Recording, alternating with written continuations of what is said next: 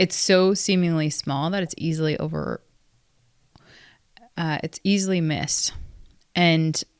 But yet, if it weren't there, it would be so obvious. If they weren't really sensitive to your needs, if they weren't there when you needed things, if they didn't celebrate you when you were, having these really special moments, you start to not look for that as an adult. Hey everybody, this is Bianca. And this is Amelia. And welcome to another episode of Evolve Ventures, where we are making evolution possible for growth-minded humans, just like every single one of you, through vulnerable lessons, stories, and technology.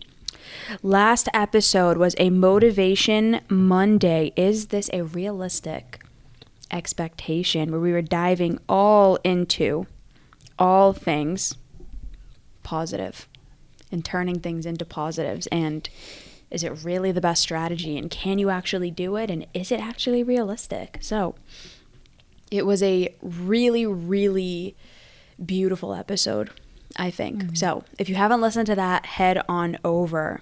For today, 160, are you dismissing the little things in your relationship? So I have some would call her a relationship expert. I don't know if she would call herself that, but I call her that. Thanks, babe. So, what do you think is...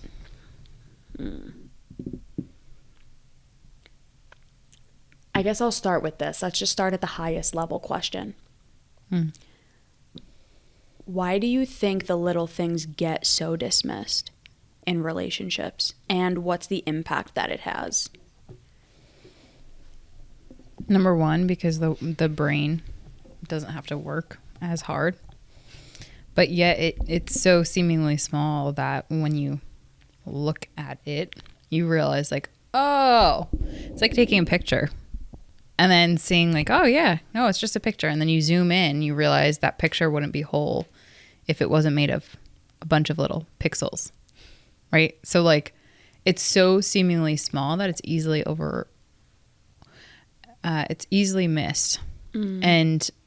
But yet if it weren't there, it would be so obvious. So what is the downside you said? I guess I'm going to ask a different question.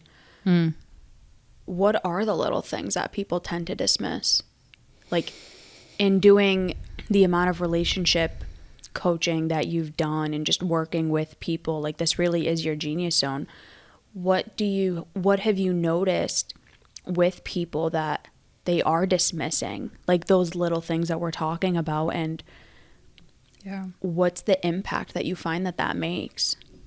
Great question. Okay, so Alan and I were doing a relationship talks event that you were at, and I was really grateful that you were sharing, all the things from Bianca's side. It was great. It was really, really impactful. And I mentioned that because what we had mentioned in it was really, really important to this question, be like, what are those little things that people are easily dismissing? And the reason why half of the population dismisses them is because I would say a lot of people don't know about them. They don't really know about those smaller things. And one of them I want to kind of give an example, and I want you guys to each kind of, if you can, close your eyes. But if you're driving or whatnot, where that would be dangerous, please don't do that. We love you. We don't want anything to happen to you. All right. First, sign this waiver. No, I'm kidding.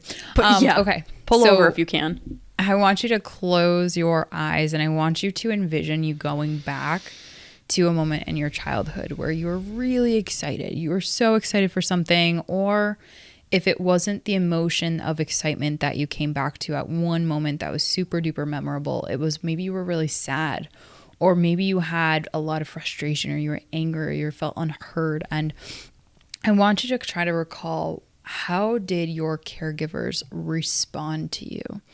How sensitive to your needs of feeling seen, feeling supported, feeling loved, feeling significant, right? Like how sensitive were they to your needs? Now I want you to open your eyes and I want you to think about that as you kind of churn within that in your heart, and really have some reverence for that little version of you, the younger version of you, and for what did happen. Because what did happen was this great example of where either your needs were met, where they weren't, how much they were, and to what degree your caregivers actually responded to you. And why this is so important is because it's the one single most important thing that's so easily overlooked. Time and time again am I in a relationship talks coaching call with people from around the world where maybe they'll use the word we're just not communicating, or we're just not on the same page, or insert whatever they know to label this as. And essentially what it comes back down to, if we were really, really peeling away all of the surface things and got back down to the root of it, meaning the little things that are very much overlooked, on how sensitive our partners are and the people that we surround ourselves with, how sensitive are they to our needs? So I know this firsthand, and this applies, yes, to intimate relationships for sure, but this applies to any other relationship. It's those little things in your relationships that compound over time to be the big things, right? And we all know about, the bugs in the garden, sweeping things under the rugs, how that impacts us. But I know if I'm showing up with a team member, or I know if I'm after calls with Alan, or if I know if you and I get on this mic and I know if the energy's off. I know immediately, even energetically, sometimes I know, and I feel that intuitively before. Why? Because I am so plugged into that, because I understand those little things that could be easily overlooked are what are compounding, whether I like it or not, and the impact of that.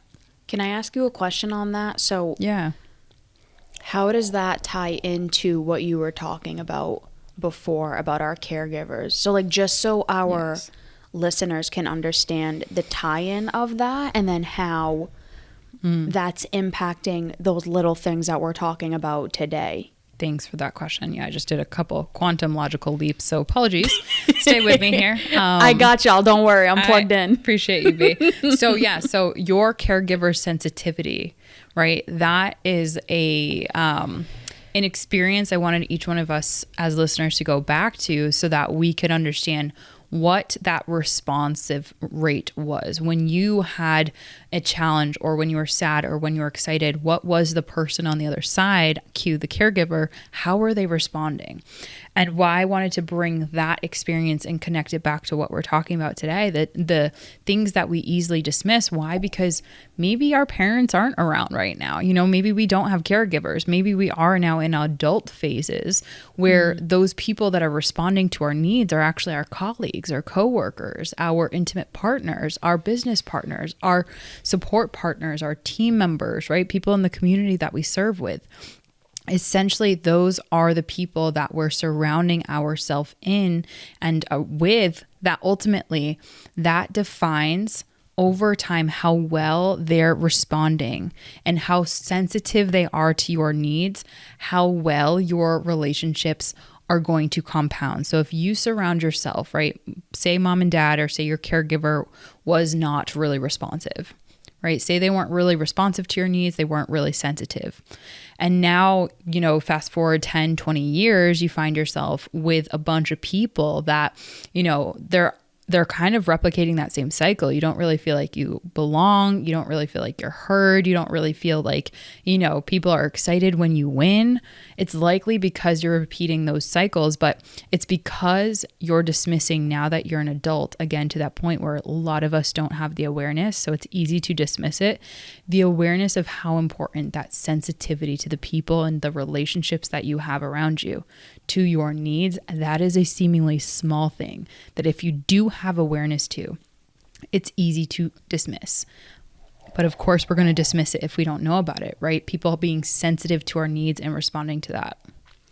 Okay, so if I heard you correctly, what you said was we ultimately get accustomed in our adult life to whatever it was that we were, or however we were treated when we were younger. So if your parents or your caregivers or whoever was taking care of you, if they weren't really sensitive to your needs, if they weren't there when you needed things, if they didn't celebrate you when you were, having these really special moments, you start to not look for that as an adult. Or the opposite, you look for it too much because it's what was quote unquote missing. So if I'm hearing you correctly, the way that we end up experiencing our adult relationships, a big part of it is the relationships we had when we were younger and how we were cared for. And so when we're dismissing little things, it's either because we were taught not to pay attention to them, or we were taught that we're not going to get our needs met, or we were taught not to ask for what we needed, or not to, look out for it because, well, we're not deserving of it, or we're not lovable enough or good enough or whatever. So did I hear that correctly? Was that a good transcode? You did a great transcode. Yes. Okay. Great work. Thanks, man. I'm trying. So to that, the impact, your question, this is interesting because if you're not cognizant of this, if you're dismissing these little things, meaning the one element is your support system sensitivity to your needs, to your desires, to your goals, your dreams, to your values, right? That compounds over time. So if you surround yourself with people who really they're not sensitive to what your needs are. They don't even care about what those needs are, right? And if you get into an intimate relationship that it's the same thing, right? Because that's what's normal to you. You think that that's normal. That can compound in a really negative way in your relationship. And I'll give an example of this. I was on a coaching call recently with a couple earlier today where one of the seemingly small things is what we just talked about, where dismissing those little things that my needs don't need to be heard or met, and the fact that the people that I was raised with, they were insensitive to my needs, that compounded over into adulthood, now into their relationship, where one of the partners really doesn't want to meet their needs, doesn't want to meet their own needs, and struggles to do so, and struggles to really get over that challenge. And as a result, it's really negatively impacting the relationship to a degree where it's putting the relationship at risk, right? And so those little small things, they might feel like such a big hurdle if it's an internal battle that you're going through, but you can't just sweep those underneath the rugs because that will compound. Likely, if you have incredible people that are supportive, right? Those little things like you celebrating the little wins, you really giving me credit here and there when no one ever would, those are the small things that are compounding to an incredible relationship. And I would put that under the bucket of support system sensitivity. So it's evolved from caregiver sensitivity to support system sensitivity. Right. You being able to respond to needs, you being able to create a safe space where needs can be present. They don't need to be transformed into something they're not, right? Acceptance. That's another component. And when you don't have that, to your impact question, that's where you start to either grow away from the goal of the relationship, away from the utility of the relationship, or even closer towards it. So I guess to wrap us up, what are I know you hate questions like these, but I think it's going to be really helpful for our listeners. What are the top 5 to 10 things that you, in all of the coaching and everything that you've done, what are the top 5 to 10 things that you have seen that people do dismiss? Those little things that they're dismissing that our listeners can start to pay attention to and recognize, first with themselves and then in their own relationships, whether it's intimate or any sort of interpersonal. Man, that's such a loaded, layered question. So I'll do my best here. So forgive very all high of level, that, which is about to come out. So, all right. So my brain initially went to levels of self-worth and levels of self-belief. People drastically, because those two words might not even be a part of their vocabulary, know what they are. They don't even know how essential that is to the way in which their relationships can and will, and ultimately have a cap or not, will grow, right? So the levels of self-worth and self-belief, two things. Okay. So now the people that I end up finding that have low levels of self-belief, I just want to talk about self-belief for a second to then continue this high level. categorizing people that have lower self-belief, meaning they struggle to believe in themselves, lower self-esteem, lower confidence levels, right? Like struggle to get things done and co-create their life, right? These are the people that really do need even more levels of self-efficacy, and that is needed within their relationships as well. So what does that mean? Doing things that then can be self-assigned. So doing the little things that matter, meaning not breaking any promises that you make to yourself, not making promises to yourself nor to your intimate relationships or other people that you can never actually maintain. So that's like me telling Bianca, I'm going to be 5 minutes early to every single meeting we have. For someone that has high levels of self-belief, setting promises and breaking them, it's not that big of a deal because we will move forward. But for someone that has lower levels of self-belief, setting up promises and then breaking them, that might seem so small, but it has a massive impact, okay? So self-belief, self-worth, right?